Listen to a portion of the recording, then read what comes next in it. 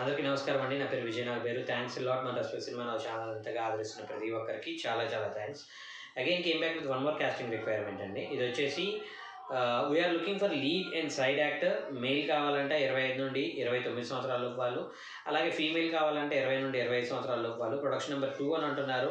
మరి దీనికి ముందు ఏ సినిమా చేశారనేది ఇక్కడ వాళ్ళే మెన్షన్ చేయలేదండి. So interested people send your portfolio to అని ఇక్కడ వాళ్ళ వాట్సాప్ నెంబర్ ఇచ్చారు. అలాగే ఆఫీస్ అడ్రస్ వచ్చేసి జూబ్లీ హిల్స్ రోడ్ నెంబర్ 10 అంట. So shoot begins very shortly అని అంటున్నారు. కాబట్టి వీళ్ళని మీరు అప్రోచ్ అవ్వాలి అనుకున్నట్లయితే ఇమీడియట్గా అప్రోచ్ అయ్యే ప్రయత్నం అయితే చేయండి. సో వీళ్ళ కాంటాక్ట్ నెంబర్ కంటే ముందు మన సబ్స్క్రైబర్లు అడిగిన ప్రతి ప్రశ్నకి సమాధానం చెప్పడం అనేది మన బాధ్యత. కాబట్టి సార్ మీరు 105 మూవీస్ చేశాను అంటున్నారు కదా యాజ్ ఎ వర్షన్ రైటర్గా. సో అక్కడ నేమ్స్ ఏంటి అనేది మీరు చెప్పినట్లయితే కొంచెం ఫీజిబుల్గా ఉంటుంది అని చెప్పడం జరిగిందండి. ఇప్పుడు నేను దానికి ఏం చెప్తాను అంటే I worked there as a version writer and ghost writer అండి. ఇప్పుడు దానికి నాకు ఏదైతే ఉందో నేను చేసిన పనికి నాకు వాళ్ళు కొంత డబ్బులనే ఇచ్చారు. ఆ డబ్బులు ఇచ్చేసి బాబు ఇది నువ్వు రాసినప్పటికీ కూడా నేను రాసినట్టు పేరు వేసేసుకుంటాను అని చెప్పారు. సో ఓకే సార్ అని అన్నాను. నాకు రూపాయి అవసరమైన ప్లేస్లో నాకు 15 నుండి 20 రూపాయలు ఇచ్చేశారు. అంటే నేను లిటరల్గా నాలో ఉన్న సరస్వతిని ఏదైతే ఉందో కొంత లక్ష్మిని తీసుకుని ఆ సరస్వతి వాళ్ళకి అప్పగిచ్చేసాను. సో అప్పగిచ్చిన తర్వాత అది నాది కాదు. నేను కన్నబిడ్డని ఒక అల్లుడికి ఇచ్చి పెళ్లి చేశాను. తర్వాత నా ఇంటి పేరే ఉండాలి అనుకోవడం మూర్ఖత్వం. అలా కాకుండా వన్స్ పెళ్లి చేసుకున్న తర్వాత అతని ఇంటి పేరే ఉంటుంది. కాబట్టి దాన్ని నేను యాక్సెప్ట్ చేయగలిగే ఒక మెచ్యూరిటీ అనేది నాకు ఉండాలి.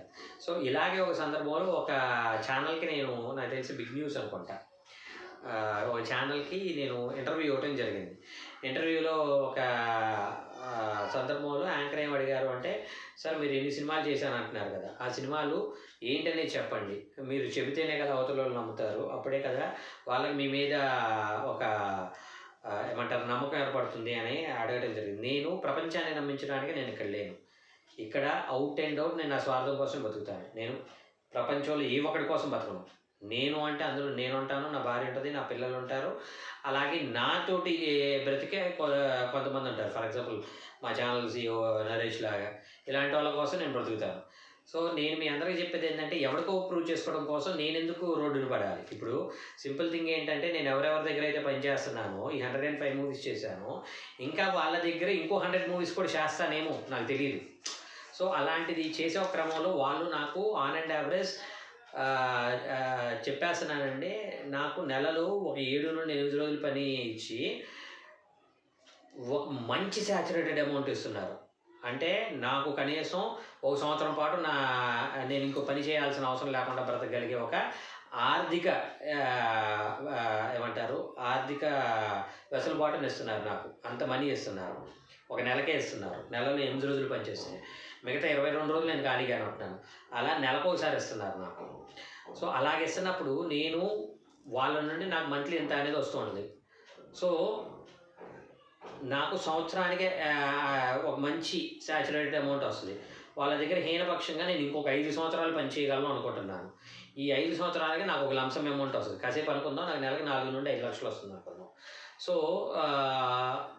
నాకు 12 నెలలు 12 × 12 4 48 lakhs అంటే అప్రాక్సిమేట్లీ ఒక 50 lakhs అనుకుందాం. సో నాకు సంవత్సరానికి ఒక 50 లక్షలు వస్తుంది.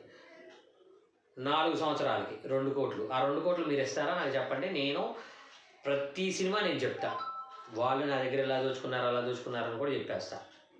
సో దట్ నాకు ఈ 2 కోట్లు తీసుకున్న తర్వాత నాకు ఇంకా వాళ్ళ దగ్గరికి వెళ్ళాల్సిన అవసరం లేదు, వాళ్ళతో చెప్పాల్సిన అవసరం లేదు. నేను పలానా టైంలో పలానా సినిమాకి ఈ డైలాగ్ రాశాను, అవసరమైతే వాళ్ళ గురించి నెగిటివ్గా చెప్పమని చెప్తాను, ఏదైనా చెప్తాను. నేనేమంటాను అంటే ఎవరి TRP రేటింగ్ కోసమో ఎవరి ఇది కోసమో వాళ్ళకి వచ్చేది పావలని, కానీ నాకు వచ్చే 10 రూపాయలు పోగొట్టడానికి నన్ను రెచ్చగొట్టే ప్రయత్నం చేస్తారు. అలా రెచ్చగొడితే రెచ్చిపోయి అంత ఇమ్మెచ్యూర్డ్ పర్సన్ అయితే నేను కాదు. సో నేను మీ అందరికీ చెప్పేది అదే. సో మెయిన్గా మనకు ఉండాల్సింది ఏంటి అంటే మెచ్యూరిటీ. మనం ఎవరో రెచ్చగొడితే రెచ్చిపోవడం కాదు, మనం ప్రాపర్గా ఎలా పని చేయగలం, ఏం చేస్తే మన ఫ్యూచర్ బాగుంటుంది అనేది గుర్తుపెట్టుకొని చేసుకున్నట్లయితేనే మనకి ఇది చేయడానికి పాసిబిలిటీ ఉంటుంది. ఇదంతా నేను మీకు ఎందుకు చెప్తున్నాను అంటే రేపు అనే రోజు మీరు ఎవరైనా వచ్చి మీ దగ్గరికి ఏంటి అనే టైప్లో ఏదైనా మాట్లాడినా కూడా ఆవేశపడి అనర్థాలు పొందించుకోకుండా ఒక మెచ్యూరిటీతో బిహేవ్ చేస్తే కొంచెం బెటర్గా ఉంటుంది అనేది నా ఆలోచన. సో హోప్ మీకు అర్థమైంది అనుకుంటున్నాను. మీకు ఇంకా ఇలాంటి డౌట్స్, క్వశ్చన్స్, క్వైరీస్ ఏదైనా ఉన్నట్లయితే తప్పకుండా కమెంట్ రూపంలో అడిగే ప్రయత్నం చేయండి. ప్రతి ప్రశ్నకి సమాధానం చెప్పడం జరుగుతుంది. So getting back to the casting requirement, వీళ్ళ కాంటాక్ట్ నెంబర్ చెప్తాను, నోట్ చేసుకోండి. 6301470077. I repeat 6301470077. డిస్క్లైమర్ అని మీ అందరికీ తెలిసిందే కదా. పర్టికులర్ కాస్టింగ్ రిక్వైర్మెంట్కి నాకు ఎటువంటి వ్యక్తిగతమైన లావాదేవీలు లేవు. వీళ్ళు ఎవరైనా మిమ్మల్ని డబ్బులు అడిగినా, మిమ్మల్ని మోసం చేసే ప్రయత్నం చేసినా దయచేసి వాళ్ళు ఇగ్నోర్ చేసే ప్రయత్నం చేయండి. ఎందుకంటే మన ఛానల్లో ప్రతిరోజు కాస్టింగ్ రిక్వైర్మెంట్ అనేది వస్తూ ఉంటుంది కాబట్టి ఆ కాస్టింగ్ రిక్వైర్మెంట్ ద్వారా మీ అందరి లైఫ్లో అద్భుతాలు జరగాలి అని మనస్ఫూర్తిగా కోరుకుంటున్నాను. వీడియో నచ్చిందా లైక్ చేయండి, వీలైనంత ఎక్కువ మందికి షేర్ చేయండి.